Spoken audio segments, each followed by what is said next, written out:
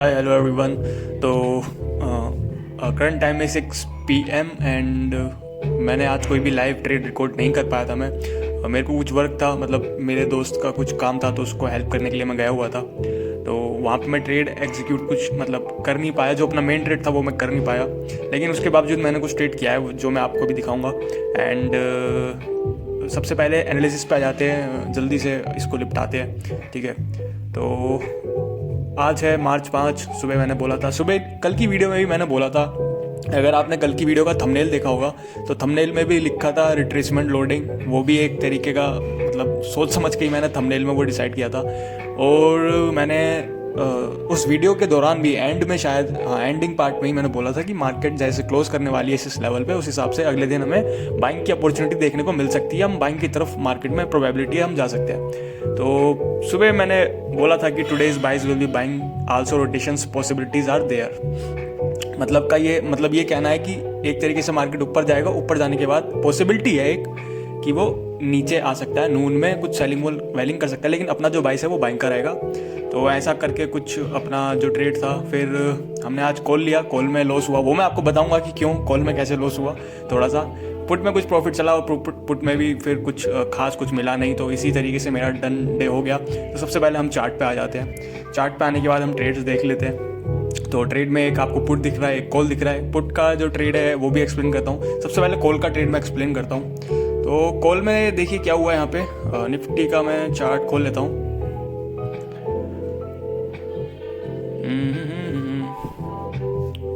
Okay, तो market में क्या बोला था मैंने कि कहीं ना कहीं मार्केट अगर ये वाला डी है 22,000 के ऊपर 22,000 के ऊपर मार्केट क्लोज करेगा, सस्टेन कर रहा है मार्केट, तो अपना जो बाइस है वो बाइंग की तरफ मार्केट में शिफ्ट हो जाएगा, ठीक है। मार्केट ओपन हुई, सडन मोमेंटम आया। तो ये देखो रियल बाइंग पता नहीं है कि नहीं, मतलब इतना तो नहीं है, लेकिन जहाँ तक मुझे पता है ये कॉल में अपने शॉर्ट्स कवर किए हैं। उसके बाद यहाँ से जो बाइंग आई है ना वो थोड़ी रियल बाइंग है, ठीक है। अब देखो प्राइस एक्शन क्या बोलता है कि मार्केट ऐसे ऐसे 90 डिग्री ऊपर नहीं जा सकता, ठीक है वो, और यहाँ पे वो टंगा भी नहीं रह सकता। उसको रिट्रेसमेंट चाहिए, कुछ चाहिए अपने आप को कि वो नीचे आएगा, रिट्रेस करेगा, वापस ब्रेकआउट करेगा, तो वो 90 डिग्री नहीं जा सकता। तो डिस्पाइट बाइंग बाइस हमें जंप नहीं करना है, हमें अपनी स्ट्रैटेजी के हिसाब से एंट्री लेनी है, ठीक है। तो मैं वेट करता हूँ कि मार्केट में जब मोमेंटम डायरेक्ट आ गया उसके बाद मार्केट एक होल्ड ले, एक रेजिस्टेंस ले। मार्केट ने रेजिस्टेंस लिया तो ये अपना रेजिस्टेंस का लेवल हो गया, ठीक है। हमने वेट किया मार्केट एक रेजिस्टेंस ले ले, ये अपना रेजिस्टेंस का लेवल हो गया। उसके बाद फर्दर मार्केट को ऑब्जर्व जब किया तो मार्केट में स्ट्रेंथ था, यानी कि रिट्रेसमेंट मार्केट में ज़्यादा आया नहीं, ठीक है। मार्केट में स्ट्रेंथ था, थोड़ा सा रिट्रेसमेंट आया, वापस मार्केट ने रेजिस्टेंस को ब्रेक कर दिया और यहाँ पे सेलर्स जो हैं वो दिखे नहीं मार्केट के अंदर आते हुए। तो अपना जो बाइस है वो बाइंग है एंड सेलर्स का जो लेवल है ये वाला रेजिस्टेंस वो ब्रेक कर चुका है इंट्राडे में मार्केट, और यहाँ पे फिर होल्ड कर रहा है। यानी कि मार्केट क्या कर रहा है, अपने आपको होल्ड कर रहा है, स्ट्रेंथ का साइन है। यहाँ पे अपनी एंट्री बननी चाहिए थी, लेकिन मेरी एंट्री यहाँ पे बन नहीं पाई बिकॉज आई वॉज आउट, ठीक है। एंड ये फिर मेरा जो ट्रेड था क्या कहते हैं, मतलब छूट गया। कोई बात नहीं, दूसरा लेवल अपन लगा लेते उसके बाद देखिए अगला रेजिस्टेंस मार्केट ने कहाँ पे लिया है। अगला रेजिस्टेंस मार्केट ने यहाँ पे लिया है, ठीक है। अगला रेजिस्टेंस मार्केट ने यहाँ पे लिया है एंड मार्केट में देखिए इसके बाद यही सेम चीज़ मार्केट सेम ही चीज़ करता है। यही सेम चीज़ मैं एक्सपेक्ट कर रहा था, लेकिन प्रोबेबिलिटी कम थी इस बार। रीज़न क्या है, सपोज करो अगर हमने यहाँ पे एंट्री छोड़ दी थी, अगर मतलब यहाँ हमने एंट्री ले ली होती, मैं आपको इसलिए बता रहा हूँ क्योंकि मैंने यहाँ पे कॉल ली थी, क्योंकि मेरा जो देखिए ट्रेड जो है वो मिस हो चुका था, मुझे पता था मिस हो चुका है, लेकिन फिर भी मैं ट्राई कर रहा था कि कोई अनएक्सपेक्टेड चीज़ क्या पता मार्केट करे। हो सकता है मार्केट फिर लेवल ब्रेक ना करे और आज ट्रेंडिंग ही चले जाए। और दूसरी पॉसिबिलिटी ये थी कि मार्केट यहाँ से रोटेट कर जाएगा, यानी मार्केट यहाँ से डाउन हो जाएगा, जो कि मैंने बोला था रोटेशनल डे, ठीक है। तो मैंने क्या किया, यहाँ पे मेरा एक लॉन्ग का एंट्री इस कैंडल में मैंने बना लिया था, ठीक है। ऐसा कुछ मैंने लॉन्ग का कैंडल में एंट्री बना लिया था अपना, एंड मैंने बहुत छोटा स्टॉप लॉस रखा है यहाँ पे, बहुत ही छोटा स्टॉप लॉस, और मैंने ट्रेड को छोड़ दिया। अब ये ऐसा है कि मेक इट और ब्रेक इट, इसमें हम ज़्यादा वेट नहीं करेंगे। क्यों, सपोज करो यहाँ पे अगर हमने लॉन्ग कर लिया होता ना, और हमारा ट्रेड ऐसा करके कुछ बन गया होता और हमने यहाँ लॉन्ग कर लिया होता, क्योंकि हम यहाँ पे लॉन्ग में फिर एंट्री नहीं बनाते, हम यहाँ पे प्रॉफिट बुकिंग कर रहे होते। तो हमको इसी तरीके से माइंड में सोचना है कि यहाँ पे अब दूसरे लोग भी प्रॉफिट बुकिंग करेंगे, ऑपरेटर्स भी प्रॉफिट बुकिंग करेंगे और थोड़ा बहुत रोटेशन हमको देखने को मिल सकती है, न्यू सेलर्स ऐड ऑन हो सकते हैं। तो फिर यहाँ पे जहाँ पे हम प्रॉफिट बुकिंग करने का सोचे, अपने टारगेट्स निकालने का सोचे, यहाँ पे रेजिस्टेंस भी हिट हो गया था मार्केट में, लगभग 22,400 का लेवल अराउंड पास में ही है, ठीक है। तो मैं उसको लगा लेता हूँ। तो कहीं ना कहीं रेजिस्टेंस हिट हो ही गया था। तो इतना सारा मोमेंटम होने के बाद, बहुत मोमेंटम मिस कर चुके हैं, उसके बाद हम यहाँ पे ट्रेड अगर बाय कर रहे हैं ना, तो उसमें हमें हमेशा प्रोबेबिलिटी कम रख के चलनी है कि अनएक्सपेक्टेड कोई चीज़ हो गई तो ठीक है, पर यही मान के चलना है कि ज़्यादा तक मोस्ट ऑफ द टाइम ऐसा जो ट्रेड है वो पलटेगा, क्योंकि अपना जो मेन एंट्री है वो उधर है, ठीक है। एंड यहाँ पे क्या हुआ, फिर मैंने तुरंत अपना ट्रेड, जैसे ही मार्केट में स्ट्रेंथ नहीं आ रहा था, मार्केट में कोई भी ग्रीन कैंडल कुछ नहीं आई और मैं समझ गया कि अब इसका ब्रेकडाउन होने वाला है एंड प्रॉफिट भी थोड़ा बहुत मतलब ख़त्म ही हो गया था, तो मैंने तुरंत उसको कट किया। उसके बाद क्या हुआ, क्योंकि मैंने लगभग 450 का लॉस वहाँ पे, मतलब ब्रेक इवन ही मान लो, डीके की वजह से थोड़ा उसमें लॉस हुआ, वरना यहाँ पे तो मैंने कॉस्ट पे ही एग्जिट किया है। अगर मैं स्पॉट पे देखूँ तो मैंने कॉस्ट पे ही एग्जिट किया है। उसके बाद मैंने एक रिवर्स एंट्री वहाँ पे प्लान की और इसमें भी मेरा स्टॉप लॉस छोटा था, लेकिन इसमें अच्छी बात ये थी कि इसकी प्रोबेबिलिटी ज़्यादा थी एज़ कम्पेयरिंग टू बाइंग। इसकी प्रोबेबिलिटी ज़्यादा थी।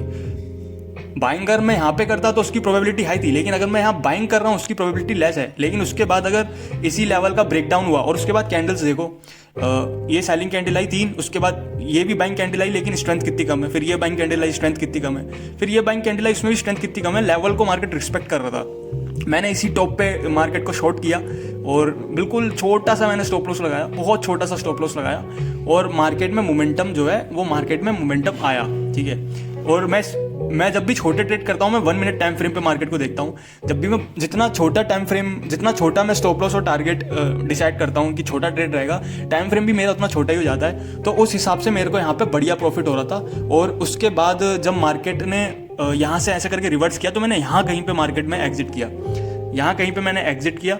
दूसरा मेरा जो ट्रेड था ना, वो OTM ट्रेड था। मैं आपको दिखाऊँ, 22,200 का पुट मैंने लिया था। तो मेरा जो ट्रेड था वो OTM था। ये 22,300 का लेवल है और 22,200 इधर कहीं है। तो मेरा जो ट्रेड था वो OTM था, इसलिए उसमें ज़्यादा प्रॉफिट इंक्रीज नहीं हुआ। OTM लेने का भी एक रीज़न ये था कि जो मैंने चार्ट पे अपने लेवल्स लगा रखे थे, वो उसमें मेरे को ये दिख रहा था कि हो सकता है मार्केट अच्छा मोमेंटम यहाँ से फास्ट मोमेंटम कर सकता है, क्योंकि पुट्स में सपोर्ट था उस स्ट्राइक प्राइस पे, और वहाँ से अगर रिवर्सल आता तो बहुत अच्छी एक लॉन्ग अनवाइंडिंग आ सकती थी। तो वहाँ पे उसमें एक गामा इफेक्ट उस प्रीमियम में हो सकता है देखने को मिलता, लेकिन बायर्स ने संभाल लिया। At the end of the day buyers ने फिर संभाल लिया, तो उस ट्रेड को भी मैंने वहाँ पे कट कर दिया। तो ये अपने 2 ट्रेड आज रहे हैं और दोनों में हमको बहुत ज़्यादा खास सक्सेस हासिल नहीं हुई, ज़्यादा सफलता हासिल नहीं हुई। और समझने की ये बात यहाँ पे लर्निंग ये है कि अपने ट्रेड की प्रोबेबिलिटी पहचानो कि ट्रेड की प्रोबेबिलिटी हाई कहाँ पे है। यहाँ पे मैं जानता हूँ ट्रेड की प्रोबेबिलिटी लो है, तो मैंने कैसे उसको मैनेज किया। मैंने ज़्यादा ये नहीं सोचा कि लेके ही बैठ जाओ कि अब तो स्टॉप लॉस पे रुकूंगा, या फिर जितना मेरा ओवरऑल रिस्क है 1,500 रुपये वहाँ तक रुकूंगा। लोग ऐसा करते हैं ना, क्योंकि ट्रेड ले लिया तो लिमिट तक रुकूंगा, क्या पता पड़ जाए, अरे प्रॉफिट में आ जाएगा। ये सब चीज़ें नहीं, ठीक है। मेन एंट्री अपनी यही थी। अगर हमने यहाँ पे ले लिया होता ना, तो हम यहाँ पे प्रॉफिट बुक कर रहे होते, ना कि न्यू एंट्री बनाते, ठीक है। और उसके बाद हमने शॉर्ट किया मार्केट को, सफलता थोड़ी बहुत इसमें हासिल हुई। अच्छा, मतलब थोड़ा बहुत प्रॉफिट हमने इसमें हिट किया था, 800-900 तक का प्रॉफिट हिट किया। फिर वो वापस रिवर्स किया, तो जब वो रिवर्स किया तो मैंने उसको कट कर दिया। तो इसी तरीके से ये जो अपना डे है, आज प्रॉफिट हमें हो सकता था, अच्छा प्रॉफिट हो सकता था, पर कोई बात नहीं, ये तब काम भी ज़रूरी था। तो जो डे है अपना यहाँ कंप्लीट हो चुका है। तो यही था बस क्विक अपडेट। एंड कल की एनालिसिस अगर हम देखें तो कल का भी हम कुछ बात कर ही लेते हैं। तो कल के लिए देखिए यही है, 22 जो है वो बुलिश है, ठीक है। 22 जो रहेगा अपना वो बुलिश रहेगा। और इम्पोर्टेंट लेवल्स क्या रहेंगे मार्केट में ना,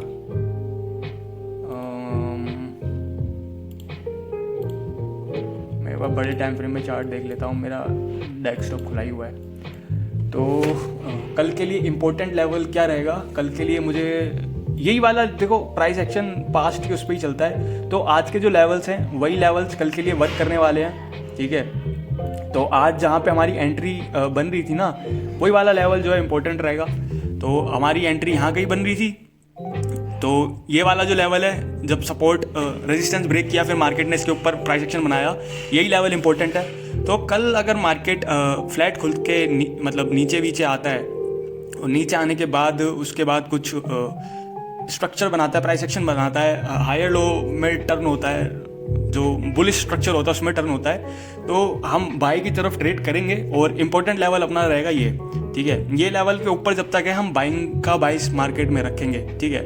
यही अपना जो है रहेगा मार्केट के अंदर। एंड ये एक अपना एक लेवल यहाँ पे हम शिफ्ट कर देंगे, ठीक है, यहाँ पे, ओके। एक ये लेवल और एक ये लेवल, तो ऐसे करके ये लेवल रहेगा। बाकी देखिए जो डे का हाई है वो तो आपको पता ही इंपॉर्टेंट होता है, वो भी मार्क किया जाएगा। बाकी जो लेवल है वो इस तरीके से रहेंगे।